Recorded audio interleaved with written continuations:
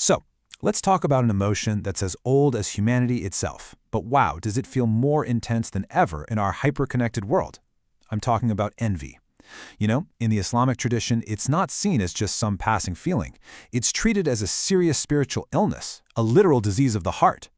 So today, we're going to explore its diagnosis, its dangers, and, most importantly, its cure. Come on, we've all been there, right? You're just casually scrolling through your phone, and then you see it. A friend's shiny new car, a colleague's big promotion, someone's picture-perfect family vacation. And for just a split second, you feel it, that sharp, uncomfortable sting in your chest. That feeling right there, that's our starting point for this whole conversation. It's a totally universal human experience, but it's one that Islamic teachings tell us we need to handle with extreme care. In Arabic, there's a very specific word for this kind of destructive envy, Hasad. And the root of the word itself is pretty fascinating. It actually comes from a verb that means to consume or to waste away. And that is exactly what spiritual scholars say Hasad does. It's not just, wanting what somebody else has. No, it's much deeper. It's actively disliking that they have a blessing and wishing it would be taken away from them. It literally consumes the soul from the inside out. But, and this is super important, Islam makes a crucial distinction here. On one side, you have that toxic, destructive hasad. But on the other side, you have something called ghina, which is more like, permissible emulation or a healthy competition. Hasad wants the blessing gone from the other person. But ghina? That's when you see something good in someone else, like their knowledge or their generosity, and you think, wow, I want to be like that too. It inspires you to strive for something similar without wishing them any harm at all. See the difference? One is rooted in pure malice, the other is all about motivation. All right, so here's our game plan. We're going to dive into the destructive power of envy. Then we'll play doctor and diagnose the root causes. After that, we'll get to the good part, the prophetic cure. And finally, we'll talk about that beautiful journey from envy to true contentment. So, let's get right to it.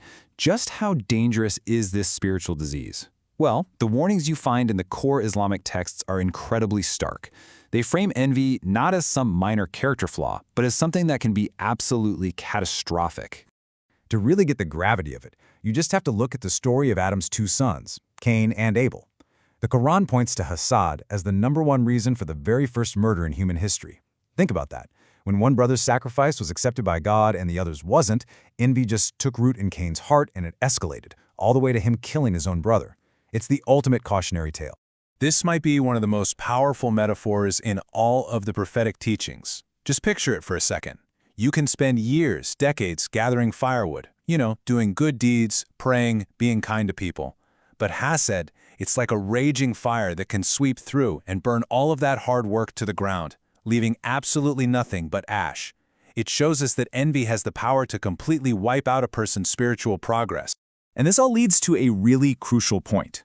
Hasad is seen as fundamentally incompatible with true faith. I mean, genuine faith, what's called iman, requires this deep, unwavering trust in God's wisdom and His justice. So to envy someone is, in a way, to object to God's divine plan. It's like you're telling God, hey, I think you made a mistake here. As the prophet taught, true faith and destructive envy, they just can't live in the same heart. Okay, so if Hasad really is a disease, then like any good doctor, we need to diagnose what's actually causing it. Understanding why the heart gets sick in the first place is the absolute first step before we can even start talking about a cure. Islamic sources point to a few key vulnerabilities. It can often start with a weak faith, like not truly believing deep down that God's plan is perfect. It's also fueled by being way too attached to worldly things, and kind of paradoxically, it can come from both arrogance and a really fragile self-esteem.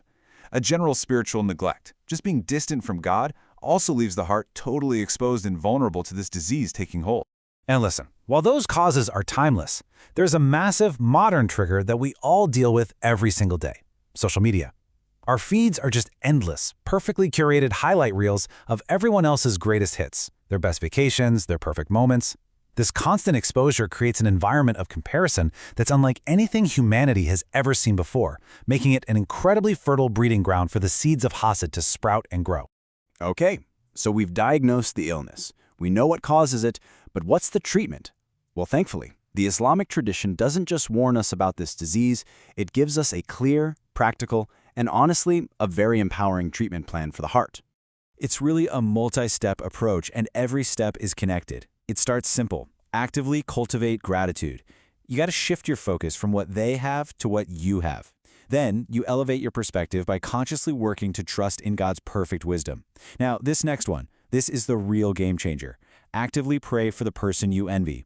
Asking God to bless them even more is a direct chemical antidote to malice. It literally rewires that envious impulse. Then you ground yourself by remembering the temporary nature of life to get some perspective. And finally, you channel all that leftover negative energy into something positive, like working on yourself.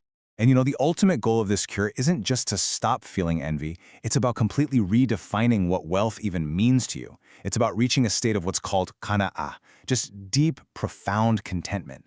Like the prophet said, true richness isn't about how much stuff you have. It's about the richness of your soul, a state of being that's just unshaken by what anyone else has. So, let's bring this all together. This whole journey is about moving from the sickness of Hasad to the profound health of a peaceful, content heart. And this isn't just some abstract theory. It's a practical path to genuine, real-world well-being. And if you remember one thing from our time together, please let it be this. The struggle against envy isn't just about dodging a spiritual pitfall or avoiding a sin. No, the real prize, the ultimate reward for taking on this inner work, is a state of deep and lasting inner peace. It's about freeing your heart from the prison of comparison and resentment so that you can actually experience true tranquility and well-being.